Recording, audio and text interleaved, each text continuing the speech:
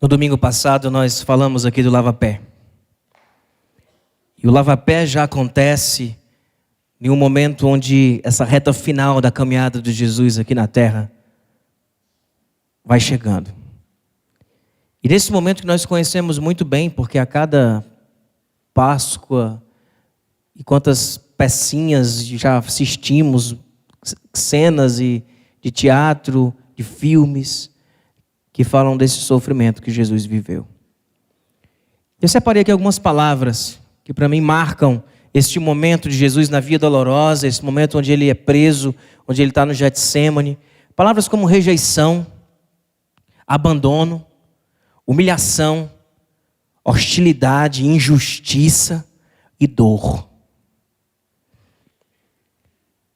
Olhem para essas palavras. Rejeição, abandono, humilhação, hostilidade, injustiça e dor. Foram coisas que Jesus viveu.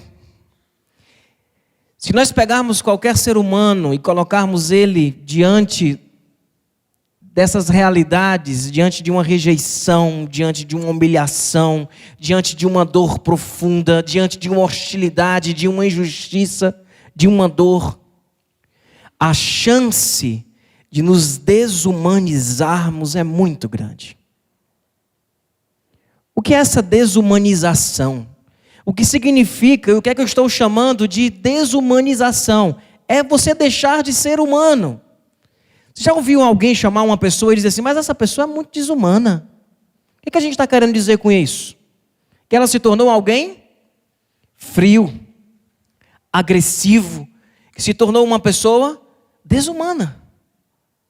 Ela não consegue mais chorar com as coisas, ela não consegue mais compreender ninguém. Há uma rigidez de alma, de coração, de sentimento. Coisas que, Marquinhos, volta para o slide anterior.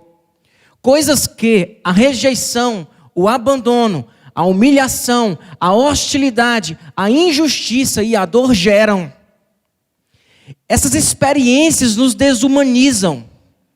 Essas experiências, elas nos tornam piores. Essas experiências com dor, com humilhação, com rejeição, elas nos deixam bloqueados, fechados, amargurados.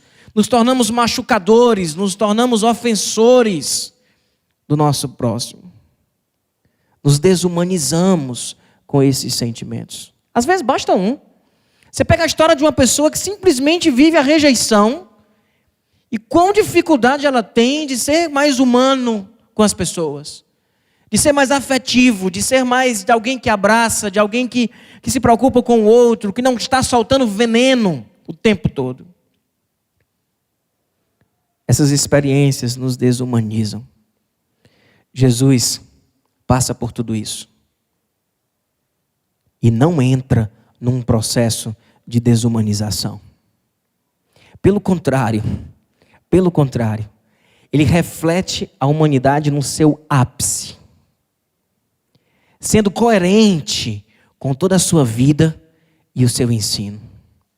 Pode alguém ter um ensino muito bonito, mas que diante da rejeição, da ira, da dor, diante da hostilidade, essa pessoa começa a ter reações diferentes. A ter reações que desumanizadas. Com Jesus não aconteceu dessa forma.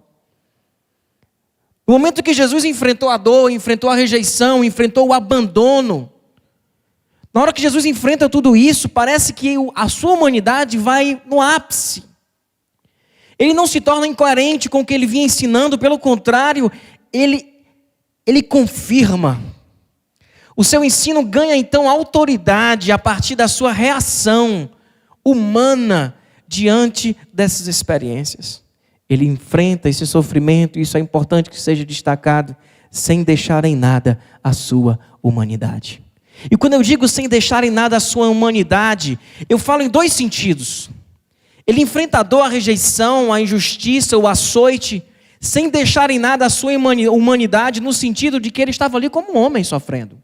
Às vezes algumas abordagens querem dizer que Jesus sofreu, mas ele teve a ajuda de Deus.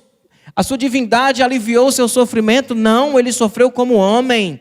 Tanto que o seu grito no final é: Deus meu, por que me desamparaste? De tamanho sofrimento. Ele sofreu como nós sofremos. Ele sentiu a dor de uma lança entrando na sua barriga como nós sentiríamos se fosse na nossa. Ele sentiu um tapa no rosto como nós sentiríamos se fosse em nossa face. Ele não deixou de ser humano para passar por esse sofrimento, passou como humano. E não se desumanizou ao passar pelo sofrimento, porque continuou mesmo no sofrimento, humanizado. Não perdeu sua característica dócil. Não perdeu sua capacidade de amar, de perdoar. Augusto Cury, naquele livro que ele tem aquela série de análise da inteligência de Cristo, ele tenta dizer que nenhum ser humano reagiria desta forma. E que por isso prova que Jesus é Deus. Mas eu discordo um pouco dessa abordagem. Jesus ali é ser humano ligado, como Felipe gosta de dizer, no 100. É ser humano ligado no 100. É refletir na humanidade, na beleza que a sua humanidade é e em tudo aquilo que ela pode ser. Nada que Jesus fez ali está fora do nosso alcance de vivermos como seres humanos. Ele não teve aquela reação porque ele era Deus, ele teve aquela reação porque ele foi humano e verdadeiramente homem e verdadeiramente Deus. E ele enfrenta o sofrimento sem perder a sua humanidade. Vamos às cenas? Vamos às cenas de rejeição, de abandono, de humilhação, de hostilidade, de injustiça, de dor, identificando essas marcas de humanidade que Jesus não perdeu, que Jesus continuou exalando, que Jesus continuou passando. Talvez você seja uma pessoa boa. Talvez você seja uma pessoa bem humana, até passar por aquelas experiências. Até ser humilhado. Até ser rejeitado, até receber uma hostilidade despropositada, quase de todas as pessoas, até ser abandonado. Jesus continuou sendo humano e continuou refletindo marcas de humanidade, mesmo diante de tudo isso. A primeira cena é no Getsêmani, e vocês conhecem a cena do Getsêmani. É o momento onde Jesus foi orar. Pedir ao Pai que, se possível, afastasse dele esse cálice. Nós temos aqui um cenário que cerca essa cena, é do medo. É da ansiedade. É aquele sentimento que nós temos muito no nosso dia a dia, é o medo de alguma coisa dar errado. O medo de alguma coisa dar errado. Por mais que alguém chegue e diga assim: rapaz, vai dar certo. Rapaz, mas e se der errado? A gente sente isso quando está subindo na escada do insano. Você sente isso? Rapaz, e se der errado? Não, mas desce gente todo dia aqui, nunca morreu ninguém, mas e se o primeiro for eu? Essa sensação de que algo ruim não deixa a gente ansioso? Aquela subidinha da montanha-russa é a pior que tem. O pessoal diz que é ruim a descida é uma maravilha. A descida a gente extravasa, a gente grita, a gente bota para fora. Aquela subida que é terrível. A ida a um hospital, fazer uma cirurgia. Estava comentando com a Aninha que ainda bem que lá em casa os partos foram tudo antes do tempo, porque a gente não teve esse negócio que amanhã vai... Não tinha isso, era na agonia e a gente não viveu muito essa ansiedade de esperar o dia de nascer e ficar naquele amanhã e vamos para o hospital e como é que vai ser. O medo de alguma coisa dá errado, deixa a gente como? Ansioso, deixa a gente às vezes triste. Deixa a gente cabisbaixo, deixa a gente nervoso, a gente começa a dar patada nas pessoas, a gente começa a reclamar da vida, porque a gente está ansioso, isso perturba o coração da gente, porque algo pode dar errado. Jesus não tinha isso não. Jesus tinha certeza de que ia dar errado. Jesus tinha certeza do sofrimento que o esperava. Isso não estava no talvez, era certo, ele sabia disso. Ele sabia que ia sofrer e ele anunciou isso aos discípulos. A morte no madeiro era a morte de escravo. Existiam 3 formas que o Império Romano matava as pessoas, que eles queriam dar exemplo. Um era jogando para as feras, muitos discípulos de Jesus depois, na igreja, morrem sendo jogados para as feras. A outra era queimado em fogueira, muitos pais da igreja morreram queimados em fogueira. E a outra era de crucificação, era morte para escravo. Se você fosse um cidadão romano, você podia ter feito a pior coisa do mundo, você tinha o direito de não morrer crucificado, porque a morte de crucificação é a pior morte que tem, se tiver morte boa. É a pior que tem. Porque a crucificação, ela primeiro que no costume da época, ela era precedida de açoites. Depois de ser açoitado, você era pregado numa cruz com prego. Com prego, não era com fita dupla face, era prego. Entrando na mão, a gente perde isso. Às vezes vai assistir o Mel Gibson e fica dizendo, que exagerado esse filme. Não. Exagerado era a carnificina da época. Era com prego na mão. A morte era lenta, ela tinha característica de tortura. Porque a pessoa, ela durava horas e horas e horas. Alguns passavam mais de um dia para morrer, dependendo da resistência física que essa pessoa tivesse. E os braços abertos iam sendo, a sua musculatura ia abrindo, você ia sendo asfixiado lentamente, progressivamente.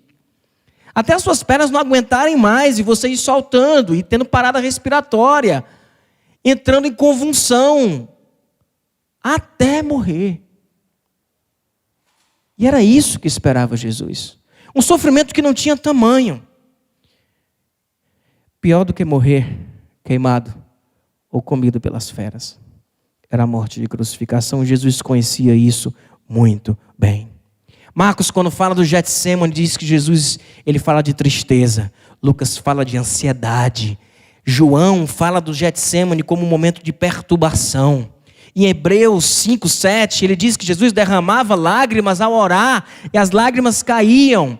Em Lucas 22:44, diz que estando angustiado, o seu suor era como gotas de sangue que pingava no chão. Tamanho era a angústia e o sofrimento que Jesus estava passando. E eu queria ler com você o relato de Mateus, que diz o seguinte, acompanhe comigo no telão.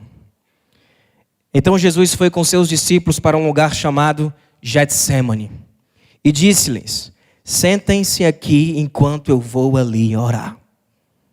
Levando consigo Pedro e os 2 filhos de Zebedeu, começou a entristecer-se e a angustiar-se. Disse-lhes então, a minha alma está profundamente triste, numa tristeza mortal, fiquem aqui e vigiem comigo. Indo um pouco mais adiante, prostrou-se com o rosto em terra e orou. Meu Pai, a expressão aqui é Abba Pai, a mesma do Pai Nosso. Paizinho querido, Papai do céu, se for possível, afasta de mim este cálice. Contudo, não seja como eu quero, mas sim como tu queres. Então voltou aos seus discípulos e os encontrou dormindo. Vocês não puderam vigiar comigo nem por 1 hora? Perguntou ele a Pedro. Vigiem e orem para que não caiam em tentação. O espírito está pronto, mas a carne é fraca. E retirou-se outra vez para orar e disse, meu Pai, Papaizinho do céu, se não for possível afastar de mim deste cálice sem que eu beba, faça-se a tua vontade. Quando voltou de novo, os encontrou dormindo, porque os seus olhos estavam pesados. Então os deixou novamente e orou pela 3ª vez, dizendo as mesmas palavras. Depois voltou aos discípulos e disse-lhes, vocês ainda dormem e descansam? Chegou a hora, eis que o Filho do Homem está sendo entregue nas mãos de pecadores. Queria destacar algumas coisas, algumas marcas que eu chamo marcas de humanidade, nesse episódio do Getsemane. Queria destacar o versículo 36, quando ele diz, eu vou ali orar. Existe algo que mantém a nossa humanidade, é a nossa capacidade de dependermos do Pai. Diante da rejeição, da dor, diante do abandono, eu vou ali orar. Ele não tinha vergonha de dizer, eu vou ali orar. Eu preciso do Pai. Nos desumanizamos quando achamos que somos deuses. E que podemos viver sem passando pela vida sem irmos ali orar. Eu vou ali orar. Não há como enfrentar rejeição, humilhação, dor, abandono, hostilidade, sem ter esses momentos onde você vai ali orar. Outro destaque desse texto, quando Jesus diz: a minha alma está profundamente triste, numa tristeza mortal. Ele está dizendo isso para quem? Para os discípulos. Ele era o líder. Mas no momento que a ansiedade toma conta do coração dele, ele não fica driblando isso. No momento em que a dor e a rejeição, onde o abandono, onde o medo estão ali querendo governar o coração dele, ele não tem receio de, como um ser humano, chegar para o outro ser humano e dizer: eu estou muito triste. E eu estou com uma tristeza que é mortal. Ele não fica querendo ser o inabalável, ele não fica fingindo a sua angústia, ele revela essa angústia para os discípulos.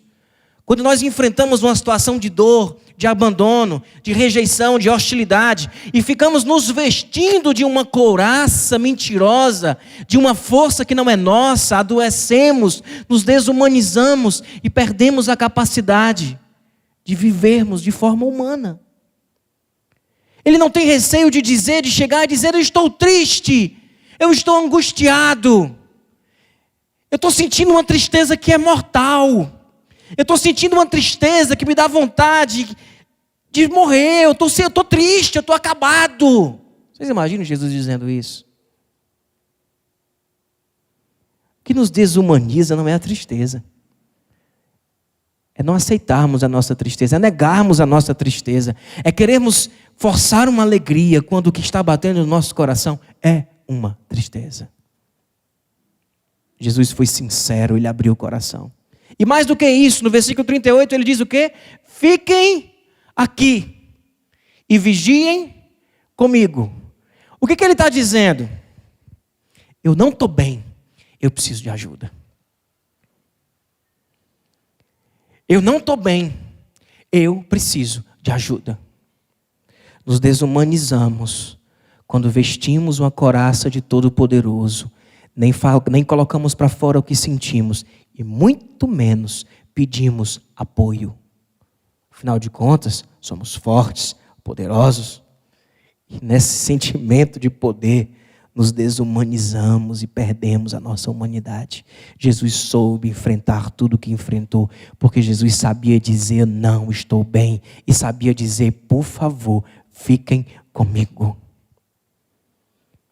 O outro destaque, quando ele prostrou-se com o rosto em terra, ele não chega diante do Pai, impressionando o Pai. Ele não chega diante do Pai dizendo: Senhor, Pai, o Senhor viu como eu fiz direitinho os 3 anos?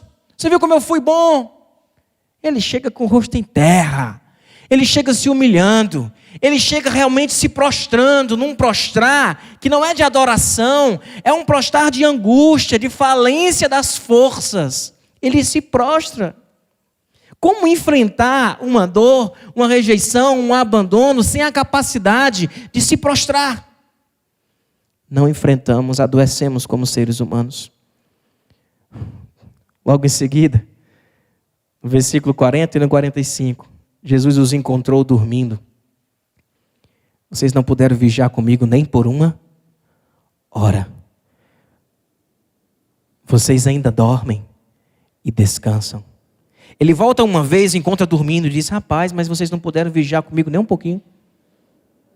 Aí ele vai, quando ele volta, eles estão dormindo. Ele nem acorda, ele volta para orar de novo. Na 3ª vez que ele volta, é que ele já vai para ir embora mesmo. E aí ele vai e diz: vocês ainda estão dormindo, ainda estão descansando. Jesus pediu o apoio e não contou como apoio. Jesus pediu o apoio, mas esse apoio não estava pronto para ser dado. E ele, naquele momento, ele não fica: não, tudo bem, não, tudo bem, vocês estão cansados, né? Não, ele olha e diz: vocês não puderam vigiar comigo nem 1 hora. Ele sabe reclamar quando o pé está doendo. Ele não esconde uma frustração. Ele não esconde uma decepção. Pelo contrário, ele coloca isso para fora. E diz: olha, vocês não puderam vigiar comigo nem um minuto.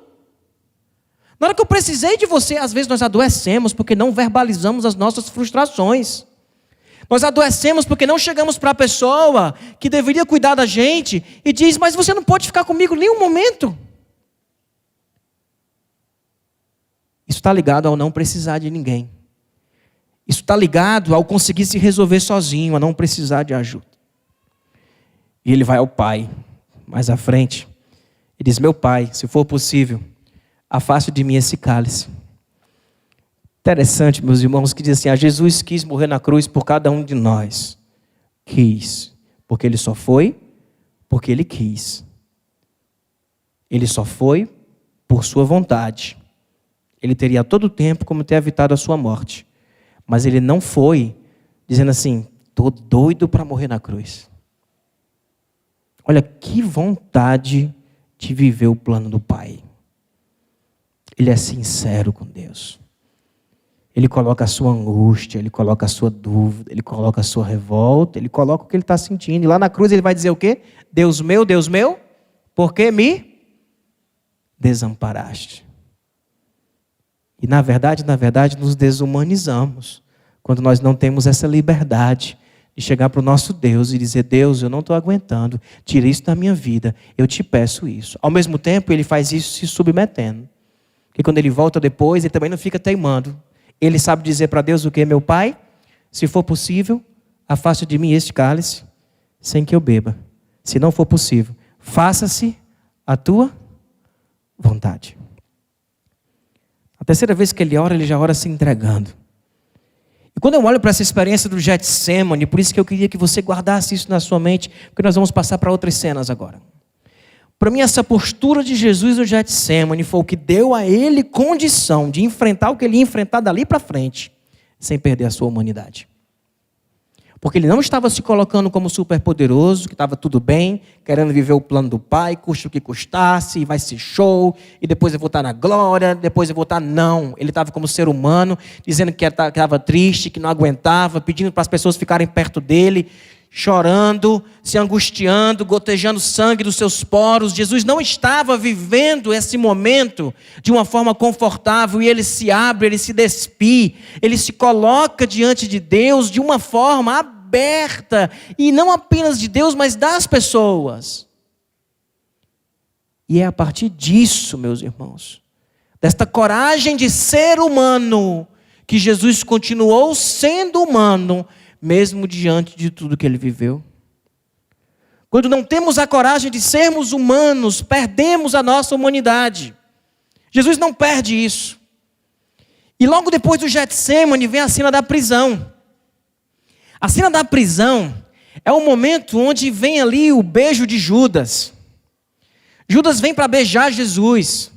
É o momento onde ele vai ser arrastado. O exército que vem para prendê-lo é um exército enorme. Está lá em Marcos 14, ele chega a olhar assim e dizer: vocês estão prendendo, por acaso eu estou fazendo alguma rebelião para vocês virem aqui com exército, com faca, com pau, com espada?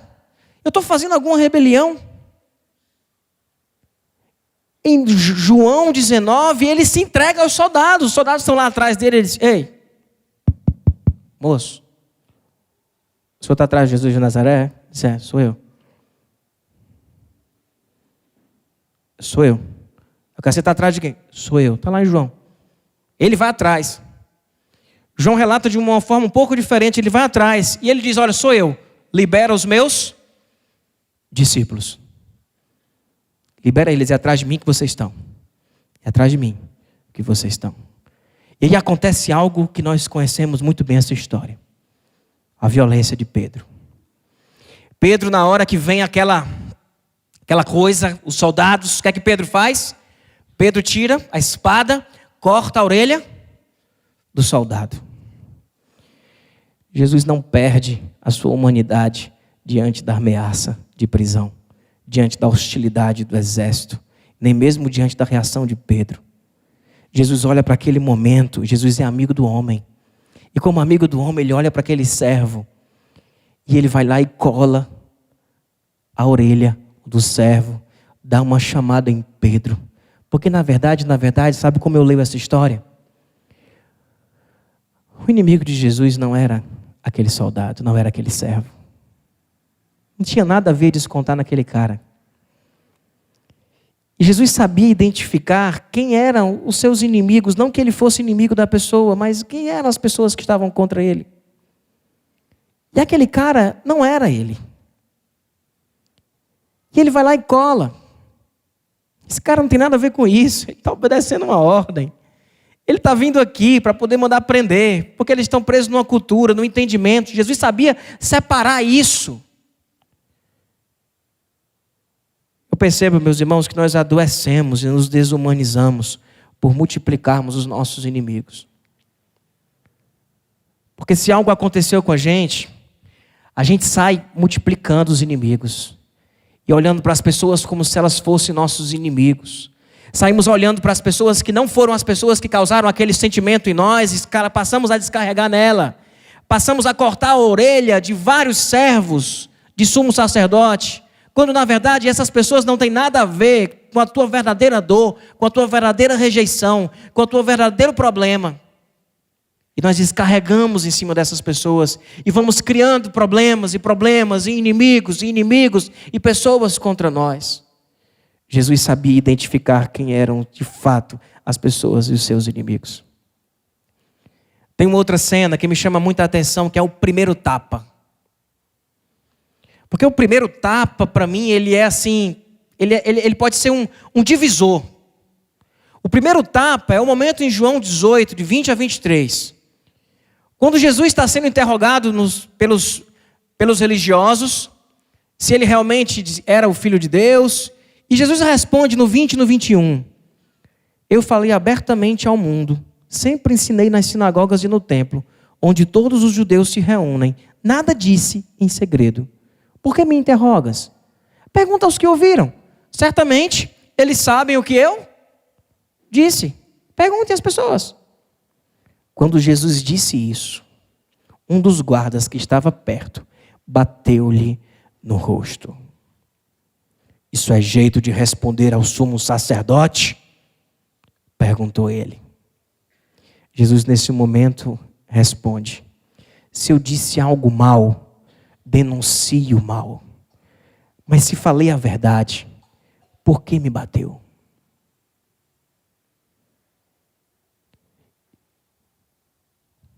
O primeiro tapa é o momento onde às vezes nós nos desfiguramos e perdemos a nossa capacidade de continuarmos sendo humanos. Partimos para a agressão e vamos respondendo à desumanidade com desumanidade. Vamos respondendo à desumanidade com desumanidade, porque o tapa foi dado e agora? Não, Jesus recebe o tapa e ele tinha ensinado: quem oferecer uma face, bater na tua face, oferece-lhe a outra. Ele olha para o cara e diz: se eu falei mal, me mostra onde eu errei. Mas se eu não fiz mal algum, por que você me bate?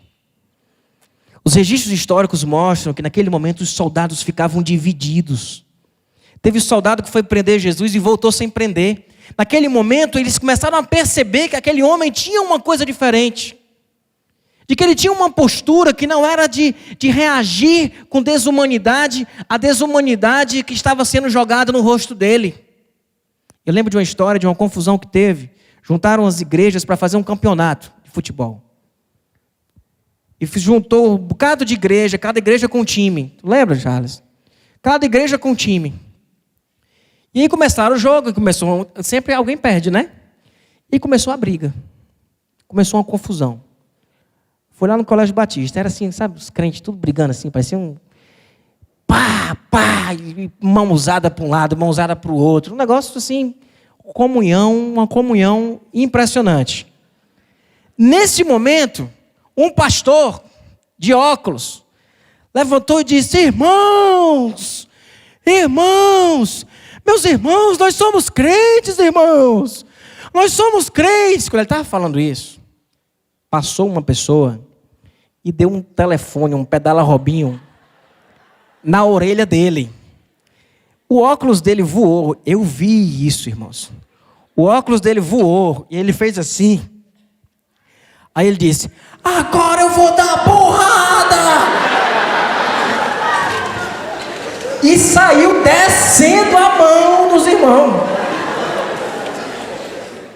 Porque levar esse tapa não é algo fácil. Agora eu pergunto para você: quantos tapas você já levou? Da vida das pessoas. Jesus não se desumanizou a partir do erro do outro. Ele leva o outro a tomar consciência de que o erro dele não faz sentido. Se eu fiz mal, me denuncie.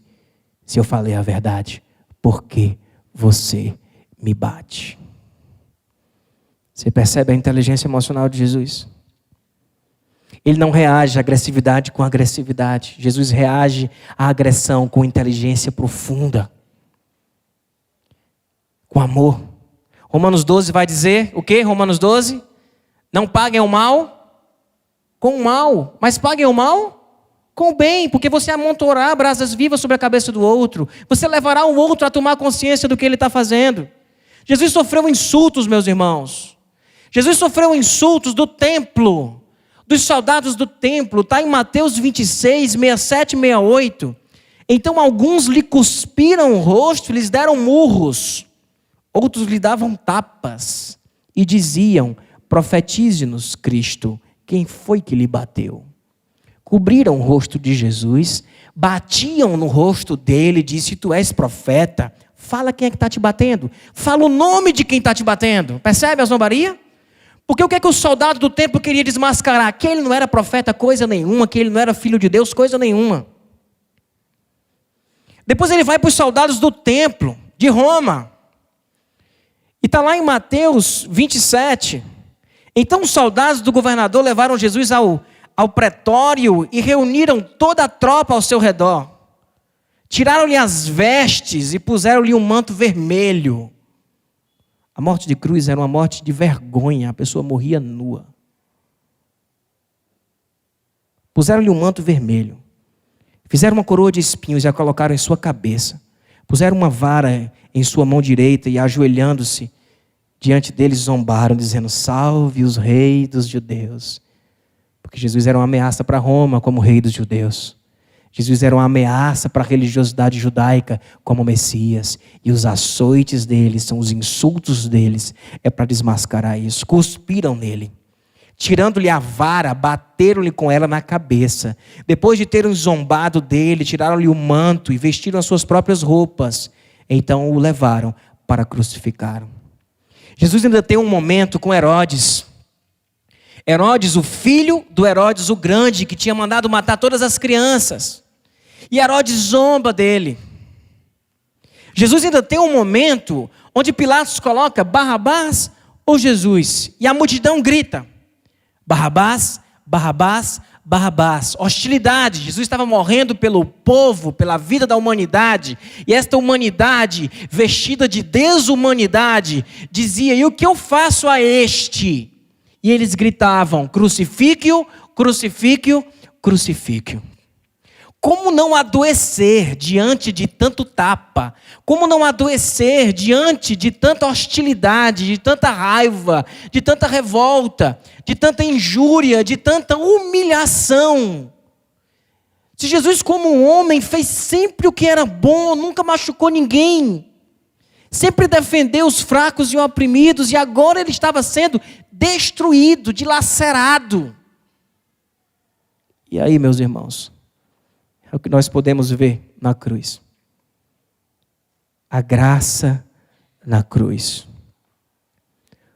Lucas 23, 34, Jesus disse, já pregado na cruz. Eu estou pulando muita coisa. Ele disse: Pai, perdoa-lhes, pois não sabem o que estão fazendo. Então dividiram as roupas dele, tirando sorte. É para essas pessoas que bateram na sua cara, que cuspiram nele, que zombaram dele, que batia na cara e dizia: diz o nome de quem é, se tu é Messias, que bateu no rosto porque ele disse que não ia responder. É para essas pessoas que ele olha para o Pai e diz: Pai, perdoa-lhes, eles não sabem o que fazem. Aí eu pergunto para você: Deus perdoa porque Ele é bom? Ou Deus é bom porque perdoa? Porque pegue uma pessoa boa e tire dela a capacidade de perdoar, ela se transformará num monstro. Jesus manteve a sua humanidade porque conseguiu continuar liberando graça e perdão sobre as pessoas que o ofendiam. Se ele não perdoasse, ele se desumanizaria. Se ele não liberasse perdão, ele não enfrentaria essa rejeição e essa dor sem sequelas para a sua humanidade. Nós recebemos tapas e tapas a vida toda. Se não exercitarmos a capacidade de perdoar, adoeceremos. Se não formos capazes de liberar perdão e graça sobre as pessoas que estão batendo na nossa face, perderemos a nossa humanidade. Nos desumanizaremos, nos tornaremos rancorosos, fechados, ferinos, sanguinários, venenosos, porque é isso que a falta de perdão produz dentro do nosso coração. Jesus só continuou sendo bom e conseguindo passar bondade, porque o perdão estava dirigindo e tomando conta da vida dele. Vocês entendem isso, irmãos? Marquinhos, volta para aquelas primeiras palavras lá. Sanatiel, pode vindo aqui. O Ministério de Louvor pode vindo. Aquelas primeiras palavras que nós colocamos aqui. Rejeição, abandono, dor, hostilidade, injustiça. Como que a gente enfrenta isso? Sem nos desumanizarmos. Primeiro nós precisamos acabar com o papel de Deus que nós temos tentado contracenar. Você não é Deus. Você precisa saber dizer: estou triste, estou fraco. Precisa saber olhar para as pessoas e dizer: eu preciso de ajuda. Você precisa saber viver momentos que você vai ali para orar. Você precisa aprender a ser sincero com Deus. Nos tornaremos desumanos se perdermos essas capacidades. Existe cura quando nós aprendemos a perdoar com o amor que vem da cruz. E que nós não deixamos com que os tapas eles nos transtornem de um jeito que nós percamos a nossa capacidade de amar, de andar junto. Até onde você é amoroso? Até onde você é um crente, um cristão? Até levar o primeiro tapa? Jesus não entra na onda do soldado. Jesus não entra nesse ciclo de destruição. Ele decide não viver essa desumanidade de ficar pagando mal com mal, de ficar devolvendo tapa por tapa. E a capacidade de Jesus, muito forte, de dizer: Pai, perdoa-lhes, porque eles não sabem o que fazem.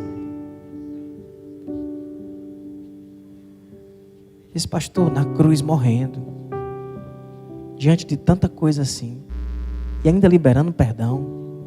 Um ser humano não pode viver isso. Ali ele estava sendo Deus. Estava não. Estevão, depois apedrejado em Atos dos Apóstolos, ele passa por uma situação também de muito difícil. Enquanto ele era apedrejado, Estevão disse: Pai, perdoa-lhes, não derrama sobre eles esta culpa. Um ser humano como eu e você, que tomou a mesma atitude que Jesus tomou.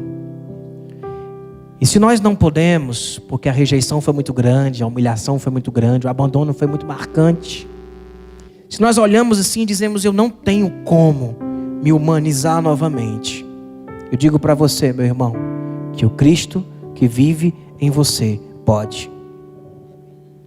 É por isso que Paulo diz: eu não vivo mais eu, mas Cristo vive em mim.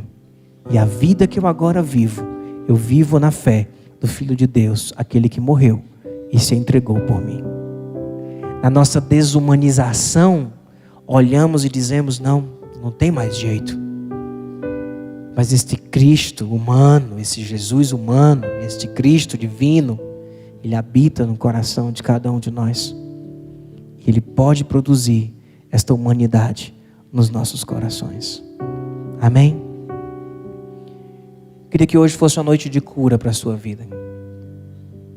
Uma noite onde você vai reajeitar a sua caminhada e vai começar a produzir frutos de humanidade num processo de desumanização muito forte que você viveu na sua história.